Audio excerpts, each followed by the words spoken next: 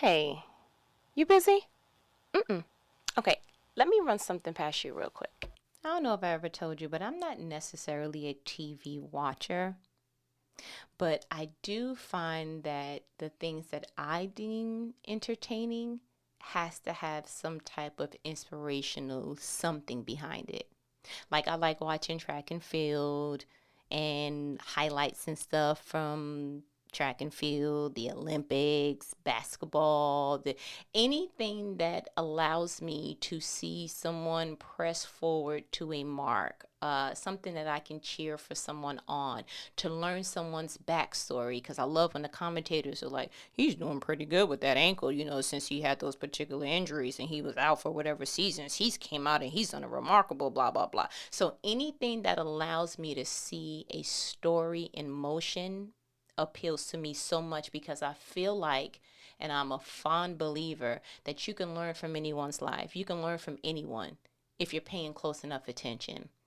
And so I think one of the wisest things that anyone could ever do is get the lesson that someone had to painfully go through. And I essentially term that as, I want your wisdom without your wound.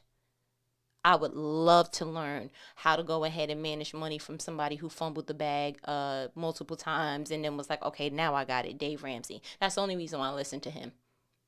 Because if you was able to fumble it twice and come back even stronger and then sustain that, yeah, you somebody I want to listen to. I want to listen to someone who actually has a physique that looks like mine to tell me how to go ahead and get this particular result. I want the person that actually had some of the same variables that I have had and probably even worse and still came on top, because then it makes me feel like, yo, absolutely not. I have no excuse. If you were able to do it with 4 kids, and I could do it with 2. If you were able to do it with your family not being here naturally and from another country, and you came over here and you knocked out the park, there's no excuse. And so there's something about watching that story untold without ever having to put my ear to someone's story close enough that I have to know you. I don't have to know you in order to be able to get the lessons that God so effortlessly allowed your life to tell. Everyone's life is telling a story, dead or alive. Everyone's life is telling a story. And I just so happen to be one of the few grandbabies that I'm plugged to the particular TV and channel of their lives to pay attention enough to get the gem. And so when I'm watching things like Married at First Sight, you it is amazing to watch people literally go from being excited and I've always wanted this and I've been dreaming about being married for since whatever the age is, and I'm prepared, I'm ready. And what I know about Married at First Sight, they go through a lengthy process. Like, they vet them people for real, for real. They go through finances, they go through relationships, they look at almost like a psycho analysis. I'm not even sure, but I know that it's not something that you go ahead. It's not like getting applied for or approved for a credit card. Yeah, it's a lengthy process. And to keep that same tenacity, to keep that intensity the same, to feel like I don't care what it takes, I'm going to trust these experts to put me with someone that, you know what, I'm just believing that God has for me. And then you go ahead and then you get with that person. And then within a week or so, you're like, I don't think I want to do this. And so that got my attention. I was like, time out. How could you have gone through such a process? How could you have gone through such an intense? The average person is not meeting someone this way. So you have to have a certain mindset, a certain level of faith, a certain something to say, I'm going to do this because this is what I believe is best for me. And then within a matter of 8 weeks or less, your whole mindset changed all of a sudden. What happened? What happened that celebrities such as Cardi B is like, yo, fame is not it. I actually heard her say that she feels like she was cursed with fame. Then I was looking at some other things in interviews, particularly Sydney McLaughlin. She's a dope track and field, like a 2-time or whatever time Olympian. And she was making a video in a car and was crying, saying that, she didn't want the fame, she didn't want all that, and she's not respected because of how she looks and how many followers she has. And she was just essentially being very emotional behind the fact that, yo, I wanted the Olympic part. I wanted to soar. I definitely didn't want the parts that come along with it that's not favorable. And so what that made me realize is I don't think people really understand the nature of praying or the foundation of what they're praying for.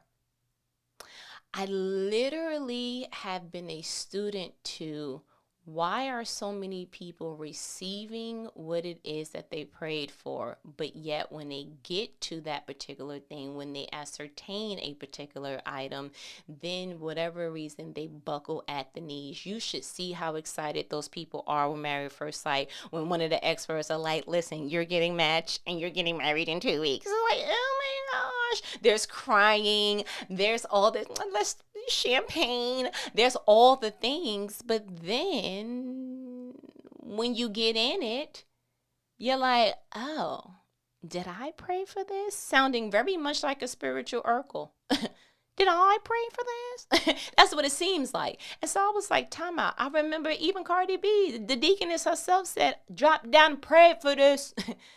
You understand? Like, that's what you said when you said you living your best life. I'm living my best life. I made a couple ends on my breath. Like, you understand? And so it's like, so what happened? What happened from the person that actually was praying these things and versus the person that received it? And now you're like, oh my gosh. And I'll tell you where this came from. I had to make up some type of, or get some kind of clarity as to what mindset and perspective do I need to embody to make sure that for the rest of my life, I'm just not dissatisfied, frustrated, or the above, because I'm always looking at where I'm at like it's not enough. And then I'm looking in the future like, okay, I'm not there yet. And so there has to be something in between that kind of makes you or affords you the life of just joy, peace, and everything else that I've been pretty much saying for the last couple of conversations we've been having. And what got my attention is I don't think that people understand that receiving the blessing is not coasting. I think that people believe, okay, I have a seed, an idea, a heart's desire. I'm going to go ahead and do the work for that, meaning I'm going to pursue, I'm going to do the things that would equate for me getting that.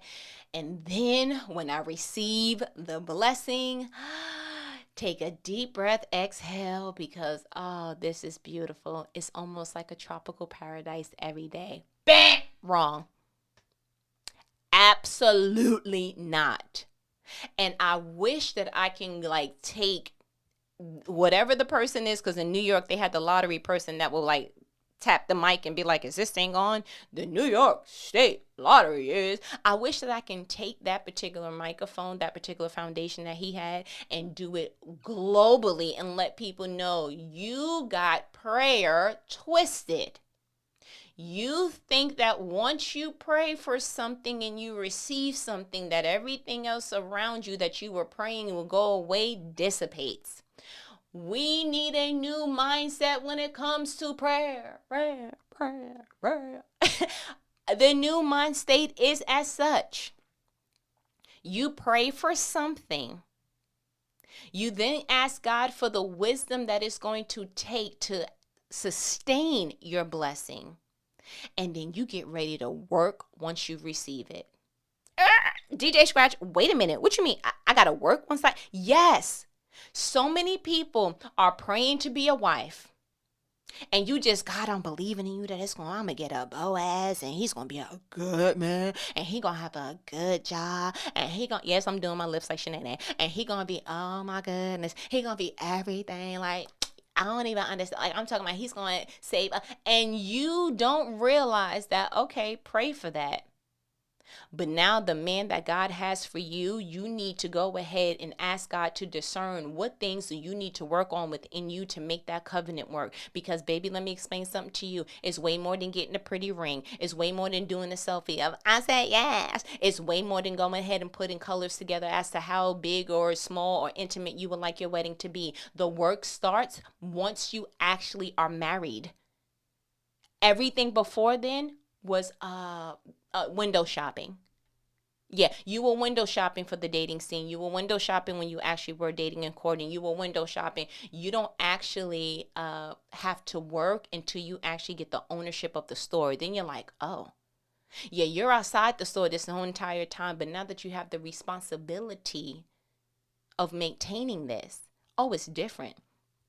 No, no, no. You have to continuously do what you did at the altar the first time. You have to continuously unveil to someone good, bad, ugly, and different. You have to constantly be able to see, yo, can I be honest? The things that actually appealed to me in year one doesn't appeal to me in year five. And the things that I thought didn't appeal to me in the beginning actually appeal to me now. I remember particularly saying to my husband, we were reading a book about all the things we were doing the premarital work. And one thing was like something about a woman said that she feels her most love when her husband makes the bed. And I thought that was the dumbest. I was like, him making the bed is not that serious. Oh, but it is. But it is. When I walk out the room and I, for whatever the reason, decided I wanted to get something to drink or something first, and then I'll go back to the room, and he made the bed first, I'm talking about wow chicka wow wow. Like, sir, like you ain't have to go that hard. Like, what you trying to do, daddy? Like, you understand? Like, that's how it feels. And who would have thunk it? Because year one, that wasn't a thing for me. It was like, okay, he pulled the sheets and covers back. Like, but no, no, no. Now that we got a whole like comforter, throw pillow, like, get together situation, there's actually some coordination here. It means something to me when it's like, yo, he thought enough of me to go ahead and do that. And granted, my love language is acts of service. So pretty much anything that you do and it assists and that kind of thing, it speaks to me. But it speaks to me more when it's household, because I understand that the average man is not detail oriented. The average man. That's just the way that God made men. I'm going out there to get that particular pasta sauce. I'm coming back for the pasta sauce. I say I'm going out for pasta sauce. I come back with a whole shopping cart. Then I have to call him to the car to help me with the groceries because I saw a sale for something that we can eat next week. We are totally different. So when you come out of yourself enough to say, I want to be a part of the details that matter to her, bruh, it's amazing. The older and wiser that I get, I pay attention to the things that people do that are outside of them that they didn't have to do. The coworker that's like, yo, I got your lunch today. You like, really? And we make the same amount. Like, you understand? Like, that's kind of dope. I appreciate you. Like, it's not like you CEO in it and you can, like, that's pretty dope. The person that calls and is just like, hey, I'm checking on you. Really? And I don't even be checking on you the way I should. I do apologize. But you just made me want to up my friendship game. Like, I ain't going to hold you. The people who come out of themselves to see about you are the people that you need to make sure you do better with. It's just point blank in a period. And let that mean what it mean to you, because the Holy Spirit told me to tell you that, because I was going a completely different way. But what I noticed is, again, it's not just about, oh, I want to get married. It's not about, oh, I want to go have a baby. You want a baby? You want a baby? Sir, ma'am, it is way more than putting the name together that you wrote together, ecclesia, with the accent over the E. Listen, it's way more than naming and baby shopping and he gonna have braids and then I'm gonna get him the studs in his ear. He gonna look like just like you, but with your eyes and my nose. And what you don't understand is that you need to have discernment in parenthood. You have a responsibility to see and discern for this child, what do I need to uproot from you? What do I need to make sure that I don't suppress in you? What do I need to shape further and kind of pour more into? And what do I need to shave so that you do not take that with you in the world? You absolutely have a responsibility as a parent to say, God, what do I need to infuse this child with so that they will go ahead and be the person that you deem them to be when they become adults? You are being responsible for the next generation to come. That is a huge responsibility. It is not hurry up and get 18 and I'm done. It is now I have to parent you differently, because how I parent you when you were younger to 17 was a little bit whatever. Now that you're going 18 to that, you are still making sure that I parent you. But all I'm doing now is directing you in the way that God says that you should go. That is way different then I want my baby to have dimples. You that's why so many people get in parenthood and they're like, I can't take this. I want to drop this baby off. I want to put this baby in boarding school. I want to, where's that same energy that you wanted to have a baby and you wanted all these other different things? What happened to like, God, I can't wait till you give me another car. Really? And now that you see that the putt that you had, it actually was way better on gas than this new car that you have, because now you need an oil change and it costs way more. Now you have to go ahead and get this car wash situation. Now you sweating a little bit more because you're like, bro, there's so many crevices in here. Now the gas that you used to budgeting for, no, you need to go ahead and open up that budget. Oh, it's a difference when you get an upgrade that you prayed for. Oh, you want to be a homeowner? Cool. Absolutely. Listen, please put some time aside to make sure that your square footage is clean. Please put some time aside to go ahead and make sure that you have funds for maintenance and other things that are needed. Do understand that you're not going to be walking around wanting to hear your echo all the time. So there's some money in wanting to, put some decor there. Please understand that there's going to be some lawn service. Either you're doing it yourself or you're paying for it, or you're asking someone to go ahead and assist. But you're going to have to maintain. There's so much more to maintain now that you have this particular new blessing. But please remember, you prayed for this. I literally think that people think, when I get that particular amount of money, then I'm going to go ahead and everything's going to be fine and blah, blah, blah. Not if you didn't also pray for the wisdom to have financial literacy. It's not about having money. It's about having a mindset that will always keep you wealthy. Do you know what to do with money? Or do you want this money because you want to buy all these other tangible items that you do not have in your current state? And so you just feel like, once I get the money, I just want a car and I want that. And then I'm just going to be good and blah, blah, blah. No, because now you still are managing money the way that you would have, except that you're buying something and you already figured out the hard part of, I don't want continual reoccurring bills. That's cute. But did you learn anything else that will continue the wealth? Did you learn about investments? Did you learn, what are you still going to have to work once you get, how long are you still going to have to work? There's just certain things that it's like, can I ask you something? What you're praying for? Are you building the muscle so that once it's received, it's not a burden?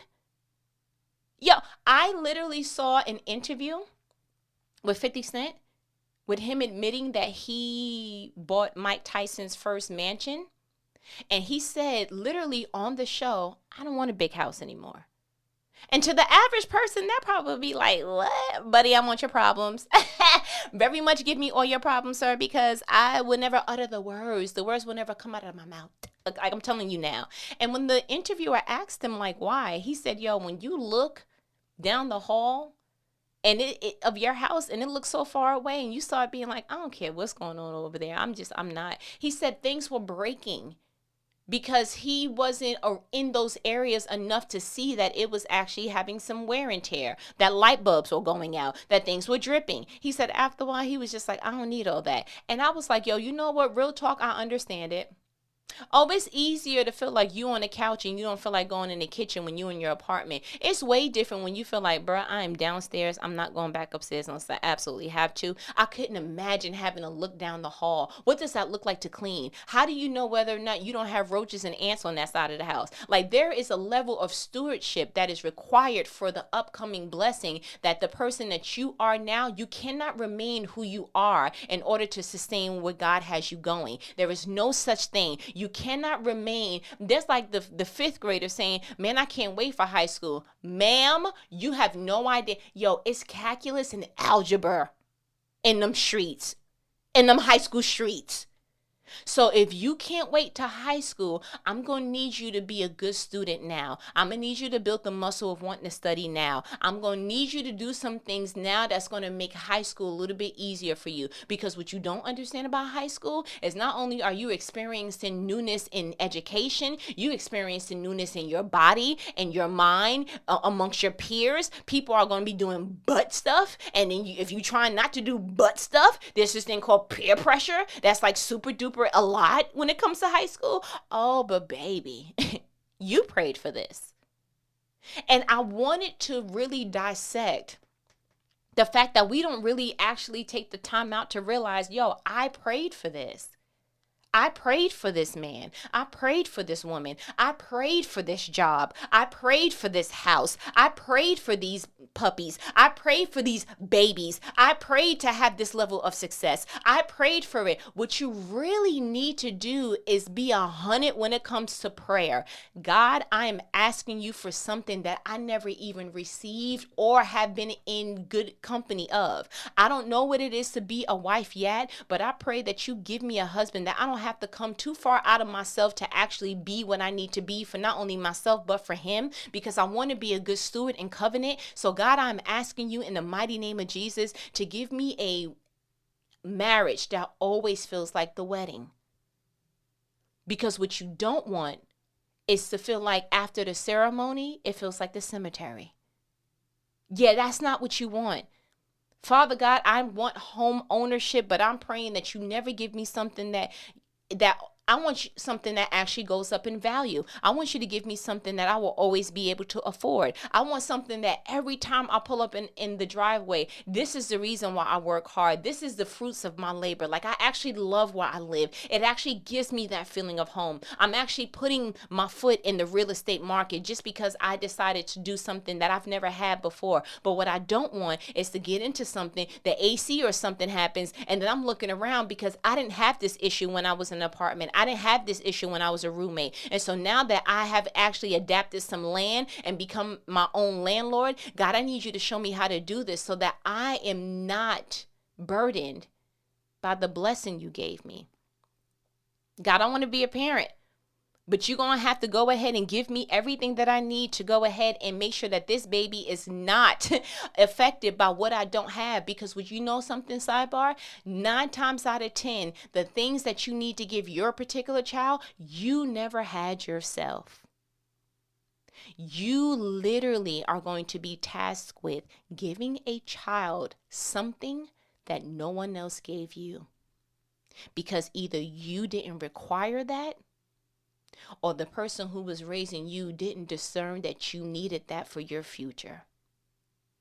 OMG. You talk about feeling like, I am learning as I'm raising you because this is all new. They called this talking back when I was younger, and I got hit for it. And I'm actually sitting you through, letting you talk through your emotions. This is weird for me. Like, I'm sorry. I'm starting to feel the itch of because I said so. And I'm realizing that that's not really what you need. You actually are the child that needs to express how you feel. You actually are the child that needs to understand the why. And while sometimes, just like with God, you're not always going to understand the why, it may sound like not because I said so, because I'm asking you to. Because God doesn't give us the because I said so. He says obedience is better than sacrifice. I put before you life and death. Choose life. He gives us a choice, but he also gives us the answer. And he doesn't always explain why he's doing something.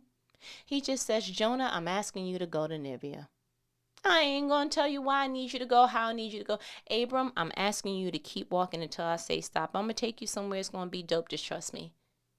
So if God doesn't give details, I'm not always going to feel prompted to tell you details, but I do want to sharpen the part of you that understands, because someone who cares about you and knows your future and knows more than you is asking you to do something. I need you to go ahead. And if you discern that this is a trustworthy person, aka your parents and nobody else, I need you to go ahead and do it, because after parenthood comes servanthood. The way that you listen to your parents, the way that you yield as a parent, that means that you're eventually going to move out the way so that your children can hear God instead of going to you. Oh, that's way different on when's your due date, right? And so when I thought about it, I thought about the Israelites.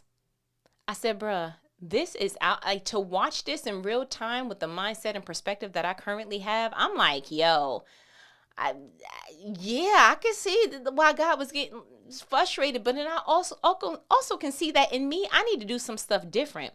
I want to read Exodus 3. And I read from the NLT version. The only verse I want to read from Exodus 3 is, actually, I'm going to go ahead and read from verse 7. So Exodus 3:7. This is when God is talking to Moses. This is like the burning bush situation. So 7. Then the Lord told him, I have certainly seen the oppression of my people in Egypt. I have heard their cries of distress because of their harsh slave drivers. Yes, I am aware of their suffering. 8. So I have come down to rescue them from the power of the Egyptians and lead them out of Egypt into their own fertile land and spacious land. It is a land flowing with milk and honey, the land where the Canaanites, Hittites, Amorites, Perizzites, Hivites, and Jebusites now live. 9. Look, the cry of the people of Israel has reached me, and I have seen how harshly the Egyptians abuse them. 10. Now go. For I'm sending you to Pharaoh. You must lead my people Israel out of Egypt. So Exodus 3, God is basically like, okay, all right, I heard y'all. No, I get it. Like, I'm not sitting here. I definitely know what's going on. I definitely know what your supervisor is doing. I definitely know what your parents are or are not doing. I definitely see it. And so now just give me a minute to go ahead and convince, oh boy, because a part of God's plan involves people, and he has the hard job of getting people on board with his plan. That is difficult. So while y'all crying and praying still, he still got to convince Moses, like, listen, take your brother Aaron. Like, it's so much going on. I'm trying to get, I couldn't be God. God bless him. God bless himself. Okay. Because that's a lot. Trying to answer some people and trying to convince you at the same time. Y'all all frustrating me. This is what we're getting ready to do. And I'm so glad that I don't have to sit on the throne, because it's a hard job, but God got to do it. You understand? That's how we just going to work. And then I wanted to go, so that was Exodus 3. So then I wanted to go a couple of chapters down to Exodus 14. Now, mind you, in between this time, God did all the plagues, showed all the ways he's not playing with folks.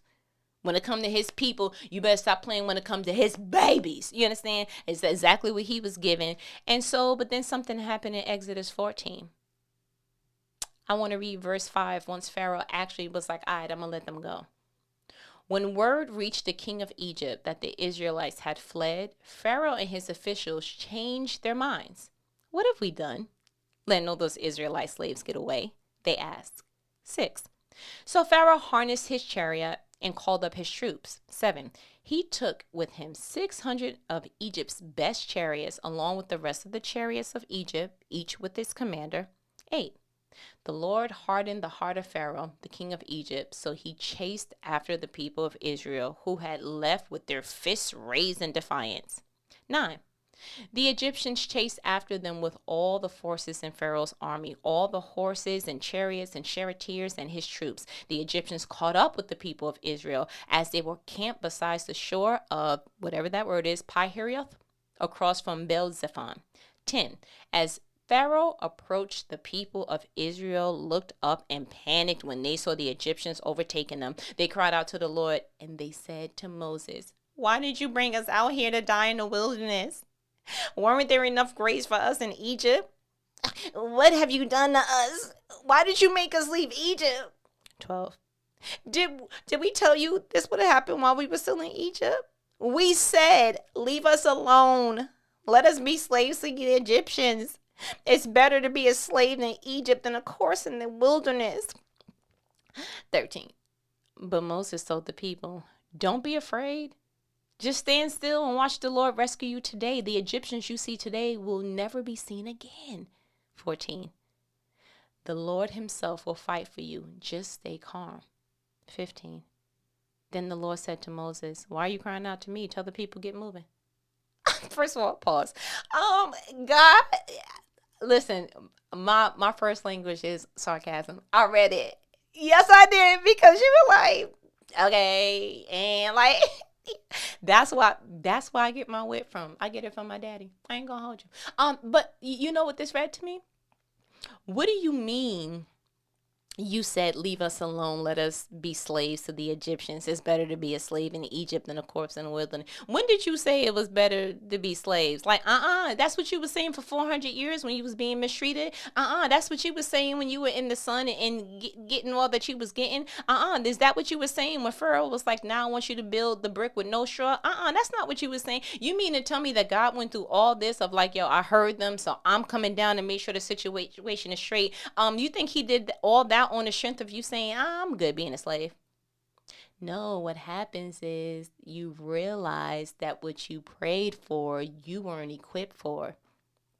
Oh, I thought we was just gonna stop being slaves and like be alright, and we were still gonna like, have the freedoms and eat. Like, only thing I wanted him to change was not being a slave. No, no, no, no, no. Now, well, now what you have to learn is how to fight.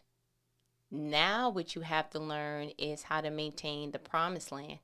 Now what you have to learn is actually believing that God's going to come through if he led you this way.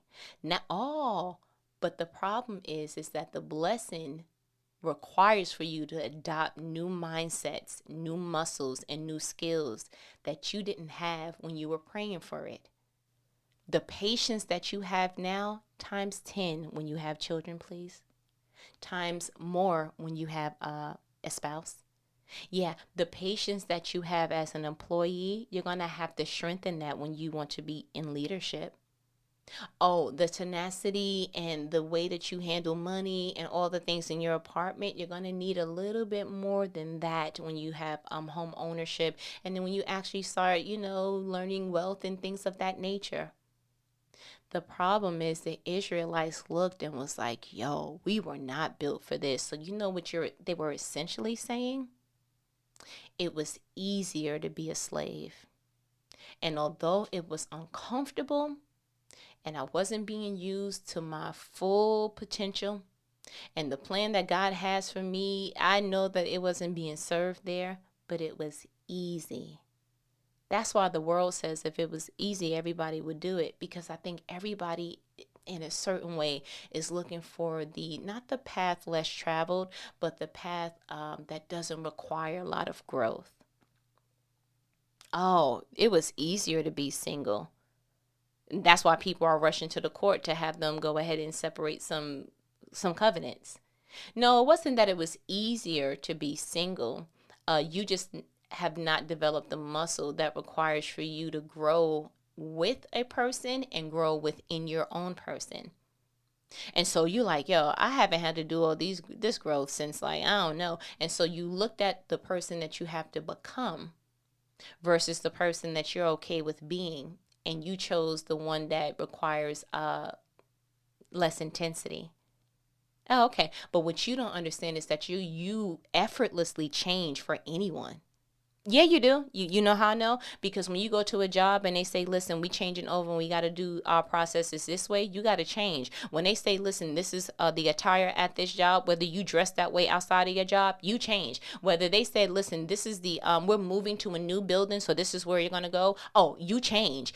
You're not, well, I'm used to my commute being this. You change. So you adapt and you change for people who pay you, for people who may even have something to do with your next step in your career ladder, maybe someone who can network. But the reality is that you're going to have to really be just admit to yourself, you change for what you deem valuable.